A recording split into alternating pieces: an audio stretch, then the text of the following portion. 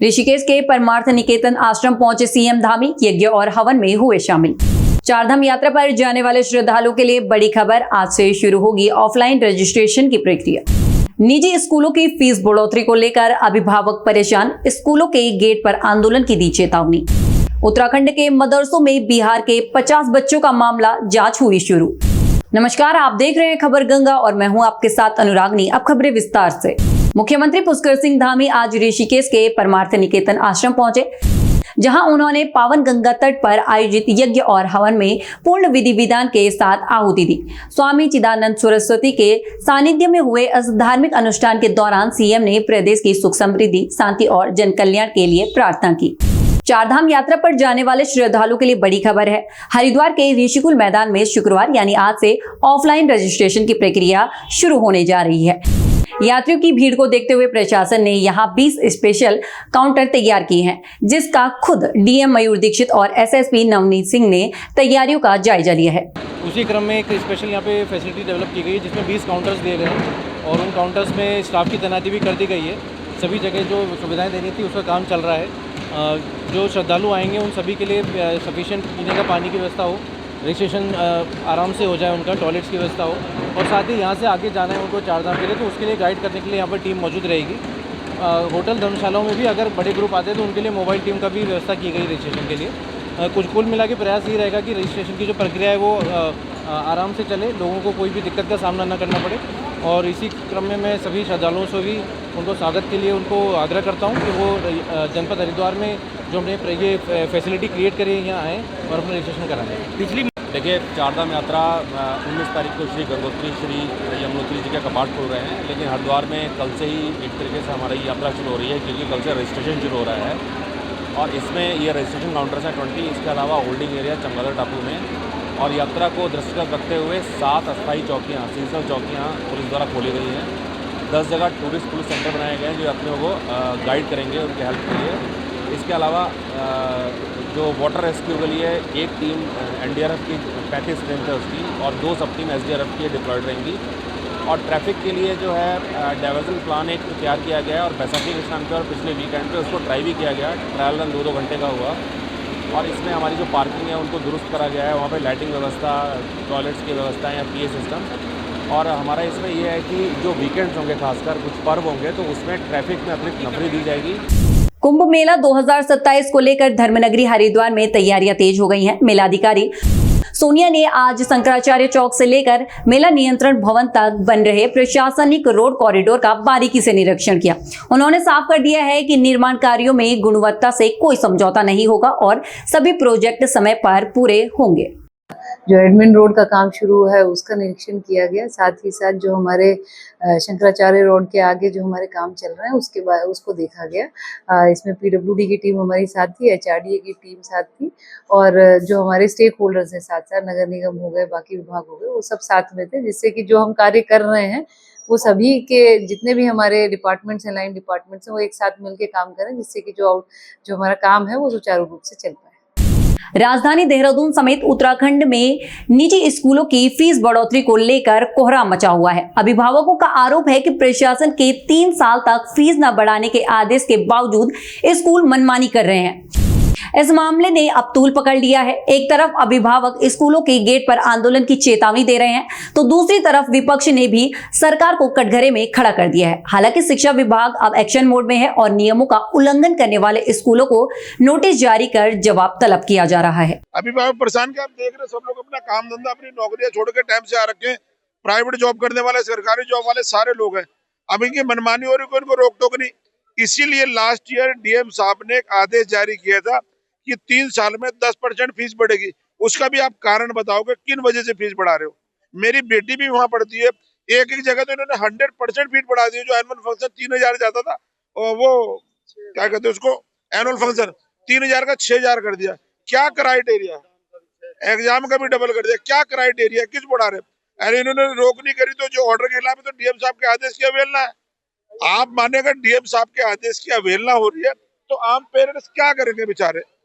मेरी बेटी भी वहाँ पढ़ती है, एशियन स्कूल की बात बता रहा हूँ मैं आपको। देखिए, स्कूलों के लिए जो हमारे प्राइवेट स्कूल हैं उनके लिए हमारे नियम भी बने हैं और सभी स्कूलों को निर्देशित भी किया गया है डीएम के द्वारा भी, और माननीय मुख्यमंत्री जी ने भी कहा है कि किसी भी पेरेंट्स को किसी प्रकार की दिक्कत नहीं होनी चाहिए। जो नियम है, जो मानक है, उनके अनुसार ही हमारे स्कूल अपनी फीस में बढ़ोतरी कर सकते हैं।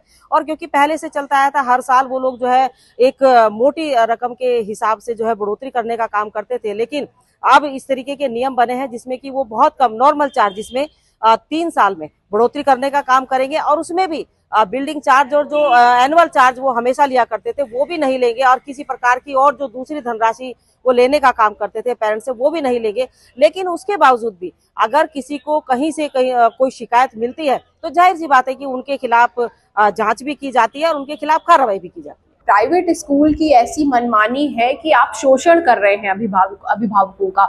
और ये बात अगर आप सवाल पूछेंगे तो भाजपा कहेगी हम तो फीस नियंत्रण कानून लाने की बात कर रहे हैं, हम तो ले भी आए हैं, हमने कंप्लेंट नंबर भी दिया है, बट उसका कुछ नहीं हो रहा है।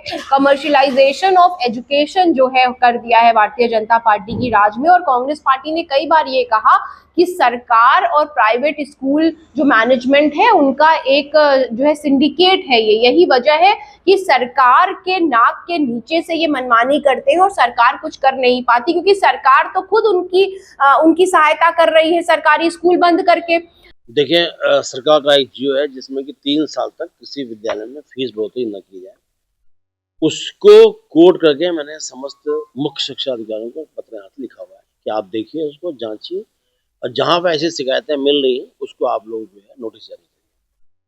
कई लोगों ने नोटिस जारी किए हैं, उसके उत्तर भी आ रहे हैं।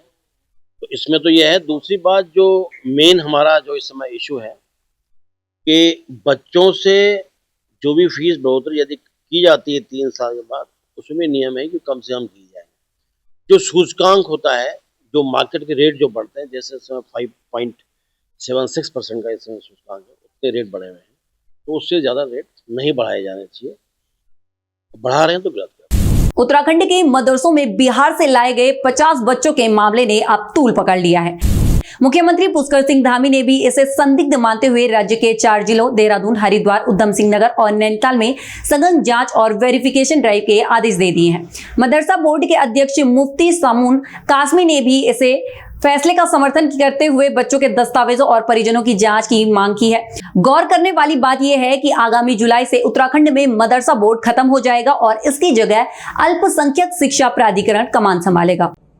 उत्तराखंड राज्य के अंदर अन्य राज्य यानी बिहार से लाए गए मुस्लिम छात्रों को जो मदरसों में पढ़ने के लिए लाए गए, उनके सघन चेक इन अभियान के लिए हमारे माननीय मुख्यमंत्री श्री पुष्कर सिंह धामी जी के दिशा निर्देश में विशेष सचिव डॉक्टर पराग ढकाते जी ने तमाम जिलाधिकारियों को सघन चेक इन का, उनके वेरिफिकेशन का निर्देश दिया है।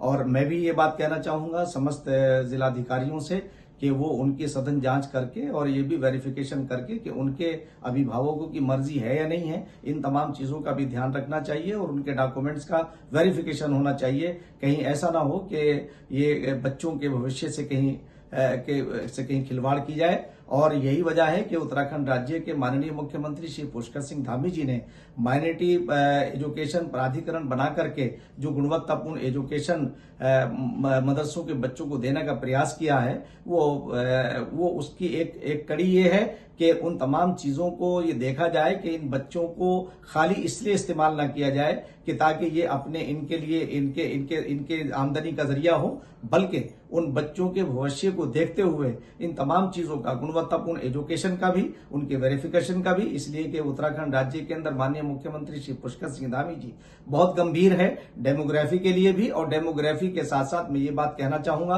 कि कोई भी अवैध काम नहीं होना चाहिए। अल्मोड़ा के पाताल देवी स्थित भाजपा कार्यालय में आज बाबा साहेब डॉक्टर भीमराव अंबेडकर जयंती के अवसर पर एक भव्य जिला स्तरीय संगोष्ठी का आयोजन किया गया। इस कार्यक्रम में पूर्व विधायक बलवंत सिंह भौरियाल और जिला प्रभारी राजेंद्र बिष्ट मुख्य वक्ता के रूप में शामिल हुए। वक्ताओं ने कार्यकर्ताओं को संबोधित करते हुए बाबा साहेब के सिद्धांतों और उनके दिखाए रास्ते पर चलने का आह्वान किया। जनता पार्टी द्वारा डॉक्टर भीमराव अंबेडकर जी बाबा साहब की जयंती समारोह कार्यक्रम पूरे देश भर में चल रहा है। इसके निमित्त 14 तारीख को उनके जन्मदिन के शुभ अवसर पर अल्मोड़ा जिले में स्वच्छता कार्यक्रम, माल्यार्पण और एक संगोष्ठी हुई थी। उसके बाद आज हम जिला लेवल की हमारी यहाँ पे संगोष्ठी हो रही है। संगोष्ठी में हम बाबा साहेब के विचारों पर, उनके द्वारा जो समाज में उनके द्वारा जो कार्य किए गए, जो एक शिक्षाविद, न्यायविद और समाज में समानता का जो एक उनका, ताकि सभी लोगों को समान अवसर मिलना चाहिए, ऐसे महान विचारक और महान एक प्रकार से संत, उनकी हम आज जीवन पर, उनके जो किए गए क्रियाकलाप पर संगोष्ठी कर रहे हैं। इससे यहाँ के आने वाले समय में हम अनेकों लोगों के बीच में उनके आदर्शों को, उनके द्वारा समाज में किए गए कार्यों को पहुंचाने के काम कर रहे हैं। भारतीय जनता पार्टी इसको अपने जिला स्तर पर, अपने मंडल स्तर पर, अपने बूथ स्तर पर मनाने का काम कर रही है। हम सभी लोगों से अनुरोध करते हैं कि बाबा साहब के विचारों पर चलने का आप सभी लोग उनका अनुसरण करें। देखिए, हमारी भारतीय जनता पार्टी समय समय पर अपने महापुरुषों का जो है सम्मान करती आई है। उसी चरण में आज हमारे भीमराव बाबा साहब अम्बेडकर जी की जयंती, जो कि 14 अप्रैल से स्टार्ट हुई है, और उसको हम साप्ताहिक बनाएंगे और उसे पूरे उत्सव के साथ बनाने का जो है भारतीय जनता पार्टी ने निर्णय लिया है, जिसमें आज गोष्ठी जो है यहाँ अल्मोड़ा जिला जनपद पर जो है भारतीय जनता पार्टी कार्यालय में आयोजित गई है, जिसमें हमारे समाज के वरिष्ठ लोगों को आमंत्रित करते हुए भारतीय जनता पार्टी के विचारों से अवगत कराने का, और किस तरह से भारतीय जनता पार्टी ने उनके सामाजिक न्याय, सामाजिक समरसता के कार्यक्रम को आगे बढ़ाते हुए अपनी मूल धारा में लाने का उन्होंने निर्णय लिया, पार्टी ने निर्णय लिया है। उस पर लेकर हम किस तरह से काम कर रहे हैं, ये गोष्ठी के माध्यम से हम आज यहाँ बताने वाले हैं। चारधाम यात्रा पर जाने वाले श्रद्धालुओं के लिए राहत भरी खबर है। इस बार यात्रा मार्ग पर बसों की किल्लत नहीं होगी, क्योंकि बसों की बुकिंग करने वाली कंपनी की संख्या बढ़ाकर 10 हो गई है। हरिद्वार के त्रिपुरा धर्मशाला में हुई संयुक्त रोटेशन समिति की बैठक में एक नई कंपनी को शामिल करने का फैसला लिया गया है। अब करीब 2000 बसें पूरे गढ़वाल मंडल में यात्रियों को अपनी सेवाएं देंगी। यह है कि 2022 के बाद गाड़ी मालिक घाटे में जा रहे हैं, ट्रेवल एजेंट को कमीशन नहीं मिल रहा है, और हरिद्वार में एक कंपनी बनी है, 10वीं कंपनी, 9 कंपनी के साथ मिलकर काम नहीं हो रहा है। इनमें आपस में कुछ मतभेद हैं, उसमें विस्तार के साथ तो हम बता नहीं सकते, परंतु आज हमने अपनी मांग रखी है कि ड्राइवर का व्यवहार अच्छा हो, गाड़ी अच्छी मिलनी चाहिए। TGMO आई है, GMO है, रूपकुंड है, यात्रा समिति है, दून वैली है, लगभग 7 कंपनियां आज इस बैठक में शामिल हुई। कारण उसका ये रहा कि पहले हमारी संस्था 9 परिवहन संस्थाओं से जुड़ के चारधाम यात्रा रोटेशन का संचालन करती थी, परंतु हरिद्वार के जितने भी वाहन स्वामी थे उनके द्वारा यह कहा गया कि बार बार कि हमें 10वीं कंपनी के रूप में अपनी संस्था में शामिल किया जाए, तो ही हम संस्था का साथ देंगे। तो हमारे द्वारा पिछले वर्ष इनका जो है हरिद्वार रेलवे स्टेशन के नाम से एक संस्था का रजिस्ट्रेशन हुआ, जिसको हमने 10वीं कंपनी की मान्यता दे दी थी। उनके द्वारा यह प्रस्ताव यहाँ पे रखा गया कि जितनी भी डिमांडें हरिद्वार के ट्रैवल एजेंट होंगे वो हरिद्वार ट्रैवल एजेंट एसोसिएशन को लिखाएंगे। उसी के निमित्त आज ये चारधाम यात्रा व्यवस्था समिति द्वारा बैठक रखी गई, जिसमें यह प्रस्ताव पारित हुआ है कि आप 10 की 10 कंपनी में, जो भी 10 कंपनियां हमारी यात्रा व्यवस्था को संचालन करती हैं, उसमें किसी भी संस्था में आप अपनी जो डिमांड होगी यात्रा की वो लिखा सकते हैं। उससे आपको बस की उपलब्धता सुनिश्चित की जाएगी। रुड़की नगर निगम के मेयर के सफाई को लेकर किए जा रहे दावों की पोल खुलती नजर आ रही है। यहाँ इमली शमशान घाट रोड पर कूड़े का अंबार लगा हुआ है, जो न केवल राहगीरों बल्कि धार्मिक स्थलों पर जाने वाले नमाजियों के लिए भी बड़ी मुश्किल बना हुआ है। गंदगी का ये ढेर मस्जिद के ठीक पास है, जिससे लोगों में भारी आक्रोश है। इमली रोड शमशान घाट वाली रोड वाली जगह है, और यहाँ की सफाई व्यवस्था आप देखो क्या है। ये जो कूड़े की गाड़ी आती है, कूड़े की गाड़ी भी यहीं पलटी जाती है, और यहाँ की सफाई व्यवस्था बिल्कुल बेकार है। नगर निगम बिल्कुल ठप हो चुका है। नगर निगम की कोई वो नहीं आया रेख देख। और बराबर में ये मस्जिद है, शमशान घाट रोड ये है, और यहाँ को निकलना दुश्वार है।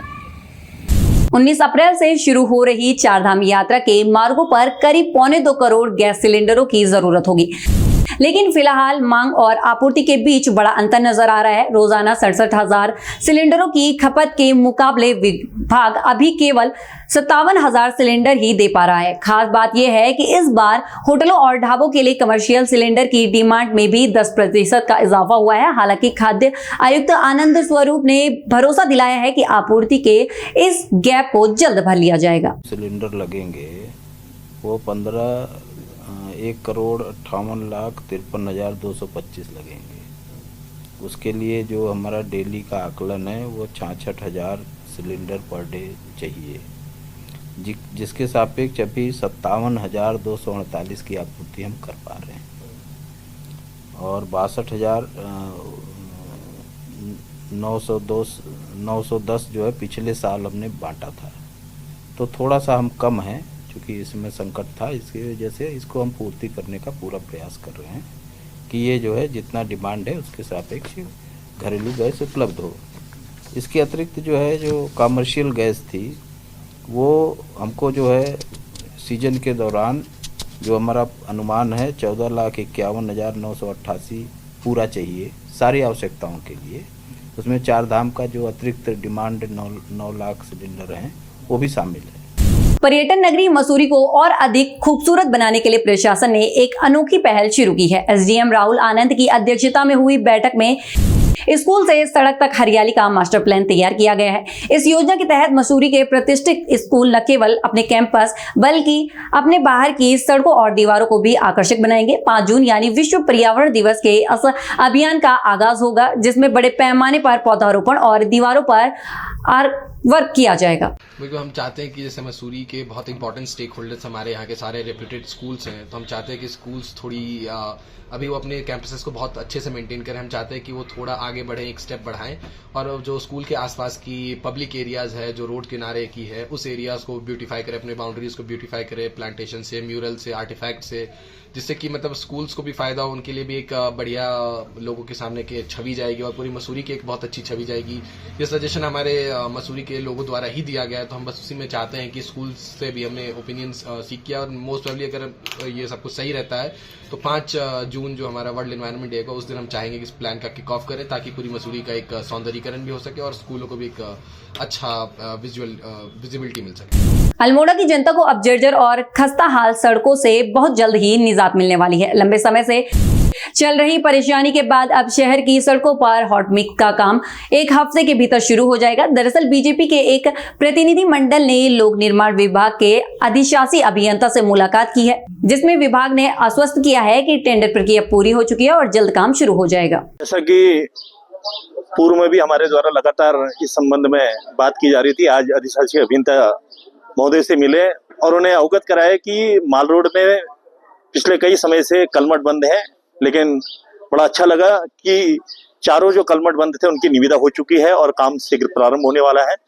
और बीच में सोशल मीडिया के माध्यम से भी हमारे कुछ विपक्षी मित्र यह कह रहे थे कि सड़क में गड्ढे हो गए, लेकिन आज यहाँ आए तो मालूम चला कि हॉट मिक्स की निविदा हो चुकी है और शीघ्र ही माल रोड में और अन्य क्षेत्रों में जहाँ पर बरसात के कारण गड्ढे हुए थे उसका भी कार्य होने वाला है। इसमें मैं आपको बताना चाहूँगा कि सोशल मीडिया एवं विभिन्न माध्यमों में बहुत सारे वीडियोस फ्लोट हो रहे हैं जिसमें सड़कों, आंतरिक मार्गों के सड़कों के बारे में अलग अलग तथ्य के द्वारा विभाग पे और शासन प्रशासन पे बात की जा रही है। तो मैं यह स्थिति क्लियर करना चाहूँगा कि हमारा यहाँ पर जो बरेली अल्मोड़ा बागेश्वर जो स्टेट हाईवे है, इसमें हमारा रिन्यूअल का वर्क सेंक्शन है, जिसमें हमने निविदा भी आमंत्रित कर दी है। निविदा आमंत्रित करने के बाद इसमें निविदा को निस्तारित हमारे 1 हफ्ते में कर दिया जाएगा। उसके बाद हमारा ठेकेदार जो हो जाएगा इसमें मोबिलाइज हो जाएगा। दारुल्ला वाली रोड पर भी हमने पैच वर्क के लिए टेंडर लगा दिया है और उसमें भी निविदा हमारी निस्तारित हो चुकी है, जिसमें ठेकेदार जो है वो 3 से 4 दिन में हमारा कार्य शुरू कर देगा। उत्तराखंड की ऐसी तमाम खबरों के लिए बने रहे हमारे साथ और देखते रहिए खबर गंगा। नमस्कार।